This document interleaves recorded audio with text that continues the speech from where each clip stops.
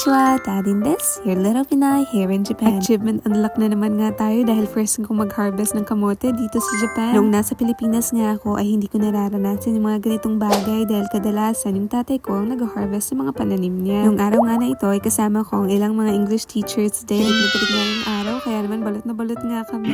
Sobrang ganda ng tanawin, parang mapapakanta ka ng bahay kubo. At siya nga pala yung may-ari nitong farm. Colleague ko siya doon sa school na dating pinapasukan ko dito sa Japan. Sobrang ganda nga dito sa lugar nila. Etong place na to, dito inilibing yung aso niya. Pinaranas niya nga sa amin kung paano mag-harvest ng kamote. Dumating nga ako dito sa Japan. Ako, nagulat ako sa presyo ng kamote. Sobrang mahal ba naman? Ang isang piraso ay nagkahalaga ng mga 40 to 50 pesos. Pagkabungkal mo nga ng lupa ay ganyan ang mga makikita mo. Ang gaganda nila, diba? Ito naman ay puno ng peach. First time ko ding makakita niyan. Makalipas nga ang ilang minuto ay natapos na kami sa pagbubungkal ng kamote. Sa sobrang dami nga nito ay naku, sobrang saya nga namin. Pinag-harvest nga din nga pala kami ng lemon. Ganyan pala ang itsura ng asparagus. Hindi ko nga makakalimutan ang araw na ito. Noong elementary ako ay nagtatanim din kami ng mga gulay pero hindi kagaya nito. Pagkalikom nga namin ng mga kamote ay pinagpag-agad namin ito. Tinanggalan din namin ng mga ugat para huhugasan na lang sa bahay. Masyado kasing na lupa, baka magbaras sa lababo. Bukod sa nilaga at nilupak, ano pa kayang pwedeng iluto dito? Yun lang, arigato gozaimasu, Janet. God bless everyone.